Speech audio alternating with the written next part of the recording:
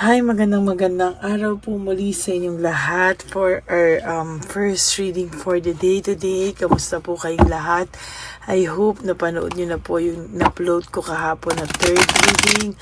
Na-late ko na-upload first, second, and third. At yung fourth reading po na in-upload ko kagabi, no? Sana po ay napanood nyo po lahat yan para naman po yan, para po yun lahat sa inyo, no? Kaya tingnan po natin kung ano naman po ang makikita natin sa first reading. Pero sana po wala po kayong pinapalagpas na ating videos, no? Kasi po talaga naman po talagang pinaglalaanan ko po ng oras, panahon ito po, no? Para po sa inyong lahat.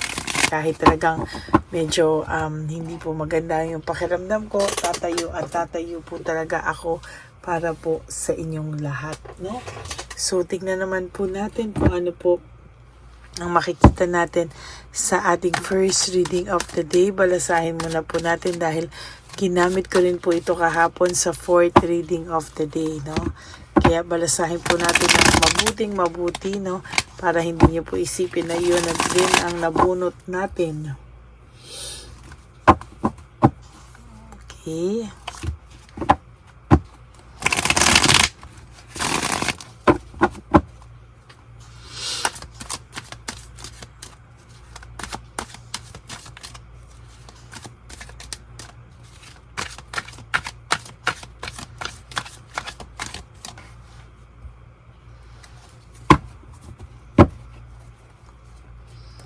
Last.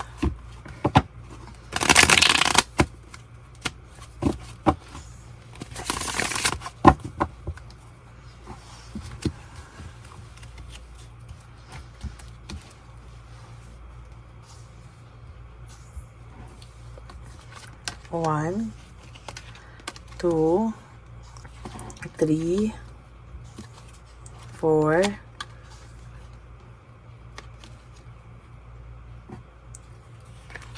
five, 2, 3, 4, 5, 6, 7,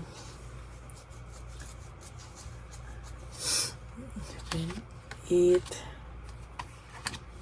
9, 10. So, isa pa po, no? Bunot aray.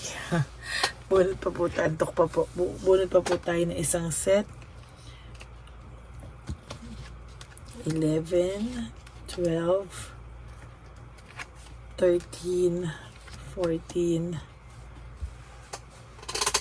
15, 16, 17, 18, 19, and 20. Iwan po natin muna ang ating hindi napili. Ang ating napili. Yan.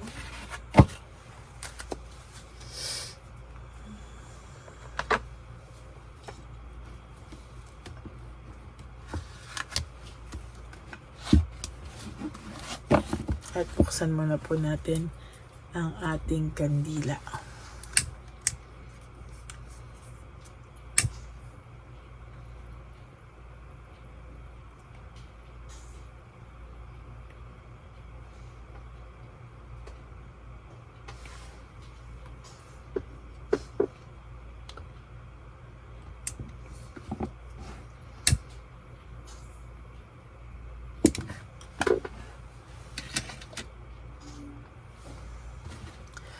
Okay, tingnan po natin. For your first card, this is all about ambition and desire. Ang tao pong ito ay may pilit po siyang inaambisyon o talagang meron po siyang desires of his or her heart, no? Talagang sa nakikita ko po ay inaambisyon niya po yung buhay po na inakala niyang yung buhay po na tinapunan niya at inakala niya po na hindi niya po hahanapin kahit kailan, no? Ngayon po, yan po ang kanyang inaambisyon o yan po yung kanyang talagang hindi niya po akalain na gugustuhin niya pang bumalik sa ganyang klaseng sitwasyon, ano? Yan, inaambisyon niya. yung dating buhay niya sa yung tinapon niya lang.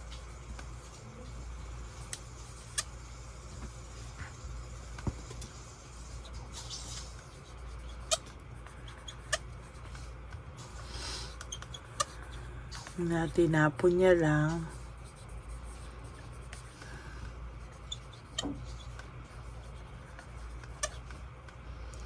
At sinayang. Hindi niya po alam na gusto niya palang balikan to. No? Hindi niya alam na yung pala yung buhay niya na perfect na sana ang buhay niya. No? Hindi niya akalain na yung buhay na tinapon niya, iaambisyonin niya ulit na mapunta siya doon. Ano? Inaambisyon niya yung dating buhay niya sa'yo na tinapon niya lang at sinayang niya lang. No? Ito po yung hindi niya po inakala. Gusto niya pa pong balikan. Ano? Doon pala po siya masaya. Oh. Doon pala po siya masaya sa buhay na yon na akala niya boring, na akala niya ay walang kasaya-saya, no? Yung pala, ito po pala yung kanyang buhay na akala niya ay hindi maganda, pero ito pala po yung buhay na masaya siya. Ito pala po yung buhay na hindi niya po inakala na hahanap-hanapin niya pa po. At ito po yung buhay na talagang ang pakiramdam niya po totally ay dito pala siya naging masaya, no? Yan, sayang, no? Talagang ngayon po sa nakikita ko po sa kanya ay kahit papano po, ayan, talagang nabunot ko na naman po ito kagabi, nabunot ko din po ngayon, ano? Ito pong taong ito ay nakakaramdam po ng frustration. Talagang hindi niya po alam, talagang ayan, nabunot ko rin po ito. Nabubunot ko talaga yung mga baraha na ano, no. So, yan po ay nabunot ko na naman po yan, ano. At sa ayaw at sa gusto nyo, siya po ay nakakaramdam ng frustration. At overwhelmed po siya talaga sa mga bagay-bagay na nangyayari ngayon. Hindi niya po inakala, no, na magiging ganyan siya. Ang akala niya po talaga ay magiging masaya siya sa kanyang buhay na pinili. Ang hindi niya po akalain ay naging malungkot pa po siya sa mga bagay-bagay na nangyari sa kanya, no? Hahabol po ito sa'yo. There will come a time, hihingi po ito ng tulong sa'yo at hindi mo po ito ine-expect na, no? Akala mo po siya po ay magiging sobrang saya na. Akala mo po talaga ay siya ay okay na. Pero the truth is, hindi po. No, nagkakamali ka po, siya po ay lalapit pa sa iyo, no? Sa totoo lang po, itong taong to ay tunay na lalapit pa rin sa iyo, no? Talagang hindi po siya mapapakali na hindi niya po ikaw makausap. Talagang nakakaramdam po siya ng fear, sadness, and loneliness. Yan po yung sinasabi ko sa iyo, na talagang siya po ay nakakaramdam ng matinding sadness, takot, at talagang pagkabagabag, no? Talagang siya po ay hindi po natitigil. Talagang siya po ay makakaramdam yan sa mga susunod na buwan sa buhay niya. No? May fear of change po siya. Natatakot po siya na baka mamaya magbago ka na po ng isip o magbago ka na ng pagmamahal sa taong ito. No? There is this, naiisip ka po niya, may mental energy siya at talagang hindi niya po alam kung ano po ang nangyayari sa kanya, no? May depression po itong nararamdaman, ano? Ayan, no? There is this deep depression, ano? May depression po itong nararamdaman at talagang sa nakikita ko ay hindi po ito talaga tumitigil, ano? Talagang malungkot po ito at disappointed po ito sa kanyang buhay, no? Kaya po sabi ko sa iyo kanina, ito, talagang pinapangarap niya po talaga ang bumalik sa dating buhay na kung saan ay akala niyang buhay na boring, buhay na hindi siya masaya. Yun po ngayon ang kanyang minimithi, no, na gusto niya po na maging masaya ulit ang buhay niya. Ayan po yung buhay niya na nandyan ka sa tabi niya, no. Lahat ng pangarap niya natutupad. May inner happiness, yung happiness na hindi mapaliwanag, na yung happiness na yun ay parang may kakontentuhan. At talagang sa nakikita ko ay ayan po, no? Natukso po kasi siya, there is this materialism, no? Talagang ang tao, ito po ay talagang may pagka, materialistic, no? Natukso po talaga siya sa material na bagay, sa makamundong bagay, sa sex, sa lust, lahat po, no? After po niya, na-realize niya, hindi rin naman siya masaya, no? Hindi rin naman daw po pala siya masaya. Siya po ay exhausted sa mga pangyayari at over fatigue, no? Hindi pa rin po siya makapag-decide ngayon sa buhay niya kung ano po ang gusto niyang gawin. As a matter of fact, talagang nahihirapan po itong taong ito sa buhay po na meron siya, no? Dissatisfaction and lack of inner joy. Ito pong taong to ay nakakaramdam ng dissatisfaction, ano? Nakakaramdam po siya ng walang pagmamahal, walang saya. Talagang ito pong taong to ay kung pwede nga lang daw po na ibalik niya yung panahon, hindi na po niya gagawin ang lahat ng yan sa iyo, no? Naging greedy po siya and possessive. Talagang sa nakikita ko po ay overstress and burnout din po siya sa mga nangyayari sa ngayon. Hindi niya po inakala na sa isang iglap magbabalik po ang lahat ng nakaraan sa kanya. Magbabalik po ang lahat ng kanyang pag-iisip, no? Sa magandang ala-alang sa inyong dalawa ay talagang nagdaan, no? Talagang gumulo po kasi, no? Naguluhan po talaga kayo at totally ang dami pong nakisawsaw sa inyo, no? Kaya po lalong nakasakit yan, no? Sa mga taong may mga nakisawsaw pa, sa mga taong nag-impluwensya daw sa iyo ng mali. Ayan, no? Yung parang naririnig niya pa o nakikita niya pa yung mga tao, no, na sa iyo, nag-i-impluwensya sa iyo. At talagang nasaktan po ang person mo, no? O nasaktan ka po ng person mo talaga dahil dito, no? Ngayon po, meron po siyang pagda-divert, no? Dinadivert niya lang po ang mga bagay-bagay sa kanya ngayon at hindi niya po maipaliwanag na parang lahat po ay sinasaksak siya, lahat po ay nakakaramdam siya ng matinding failure at talagang hindi niya po maipaliwanag ano po ang nangyayari dito, no?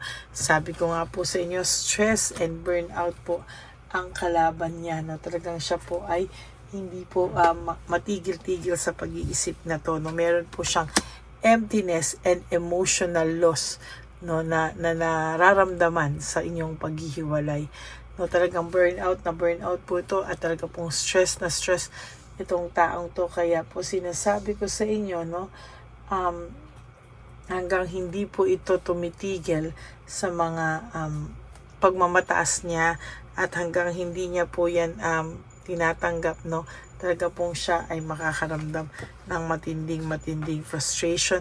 And for your last card, no, the Tower, no, yan po ay papalitan ng karma, no?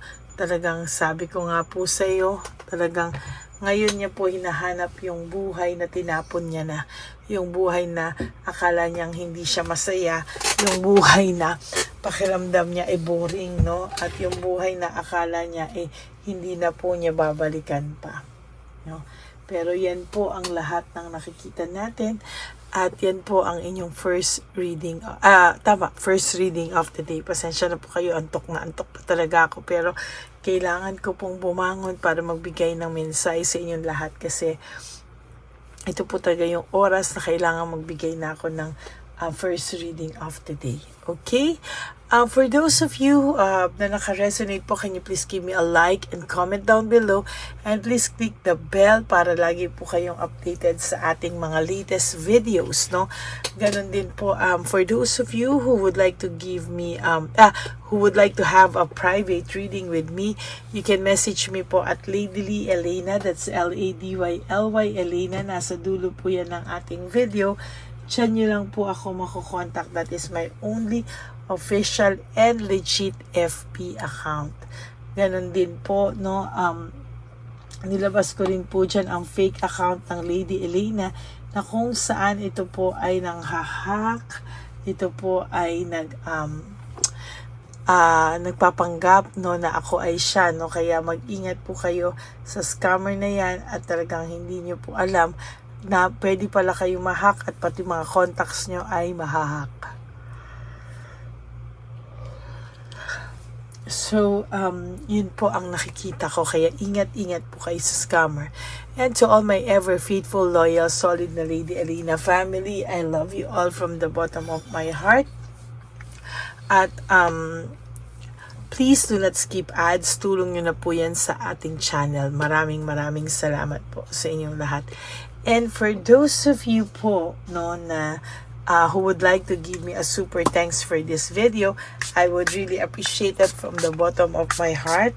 Lalo na po, nalalapit na po ang ating One Love a Day on March 1 or 2, no? Depende po yan, no? March 1 and 2, talaga pong sa nakikita ko po ay marami po tayong bibigyan talaga, no? For our One Love a Day, yan po ang una nating mission for the year 2025. At talagang yung One Love a Day po natin ay ipapalabas din natin the same day or gabi po ng ating One Love a Day. Okay? And may maraming salamat po sa inyong lahat. At ang payo ko naman po sa inyo, sa aking mga ever loyal, solid, and faithful na Lady Alina family, is just to live one day at a time. You wake up and do 3 things that will make you happy for the day. Prioritize yourself. Forgive yourself. Patawarin niyo po ang inyong mga sarili, no? Sa lahat po ng pagkukulang niyo po sa inyong sarili, ay patawarin niyo po ang inyong mga sarili at bumawi po kayo sa inyong sarili. Dapat i-spoil din niyo po ang inyong sarili. Be grateful that we are still alive and that we are meron pa po tayo another chance para bumawi po sa ating mga sarili, sa lahat po ng pagkukulang natin sa ating mga sarili. Okay? And of course, kailangan nyo din po ma-realize na mahalin ang inyong sarili, because self-love is still the best love of all. Bonus na lang po sa atin kung mahalin po tayo ng ating mga taong mahal, pero yan po ay isang obligasyon at responsibilidad nyo po sa inyong sarili na mahalin nyo po ang sarili nyo ng buo. And of course, to all my ever solid, loyal, and faithful na Lady Alina family, you have to realize that life is so short. Don't make it shorter by stressing yourself from all the pains and heartaches na binigay sa inyo ng kahapon. Just surrender everything to the divine universe and just let go and let God write your life and love story. I will be back po for another set of reading. Huwag po kayong malulungkot. Ako po ay magbabalik for another set of reading for our second reading of the day. For the meantime, sana po ay mapanood nyo muna po yung first, second, third, fourth reading na pinalabas ko po kahapon at ang ating first reading of the day bago po kayo tumawid sa second reading of the day. Okay? God bless you all and I love you all from the bottom of my heart. Bye! Hey, update po, may nagpanggap pong subscriber natin na siya po ay magpapahula sa fake na Lady Elena, kaya ayan, hinihingan po siya ng $80 at ang cell po niya ay nabigay at nakuha. Ang pangalan niya po sa cell ay Julian Albert, no? Siya po ay may cell account din, kaya mag-iingat po kayo. Ayan po, no, kung sino man po yung scammer na Julian Albert na yan, no, iinsensuhan po natin yan para siya po ay makonsensya. Kung wala man po siyang konsensya, at least po bumalik sa kanya lahat po ng kanyang ginagawa at maling-mali po yan, ano. Basahin niyo po lahat yan, makikita niyo po, ayan po ang cell number niya at Julian Albert na yan, ano, para po talagang mai-report din po natin yan na siya ay gumagamit ng cell account na Julian Albert. Mag-ingat po kayo. Ayan po yung number niya. Ayan po yung pangalan niya. Huwag po kayong magpauto. Nakita nyo naman po, no, napakalayo po ng pangalan ko sa pangalan ng pinagsesendan nyo po ng account o ng pera. Kaya mag-ingat po kayo at beware sa scammer na to. At talagang ayan po, pinost ko po ang kanyang pangalan dito para maging babala po sa inyong lahat. Maraming salamat po. At mag-ingat po kayo, paki-report po ang page na yan, ang messenger niya na Lady Elena. Maraming salamat po and God bless you all. Ayan, sa susunod po makikita niyo yung account niya na i-report niyo. Salamat po na marami. Magandang gabi po ulit sa inyong lahat. Ako po ay muling nagpapaalala sa inyo na mayroon pong lumalabas sa FB at Messenger account na fake account po no, nang hihingi po ng $25 through PayPal at hindi po yan totoo. Huwag po kayong maniwala dyan. At pag sinabi mo po na gusto ko pong marinig ang boses nyo, or makita kayo, ang sasabihin po ay magbibigay kami ng link, buksan mo yan, at pagkatapos ay makikita mo ako. Wag po kayong maniniwala dahil yan po ay hindi totoo. Yan po ay isang malaking scam na pag binuksan nyo po ay makahak po lahat-lahat sa inyo. Mahahak po ang inyong mga personal details. Lahat ay mahahak. Ako po ay nalulungkot na ito po ay nangyari, ngunit sa talagang may mga tao pong masasama at may mga tao po talagang hindi makatiis na hindi gumawa ng masama sa ibang tao. Pero maging aware po sana kayo, tulungan niyo po ako, i-report po natin yung fake na yan at sa FB para siya po ay mawala na. At wala na po siyang mabiktima pa, no? Nandyan po lahat ng details at maraming salamat po sa inyong lahat. Maraming salamat po sa inyong lahat at mag-iingat po kayo.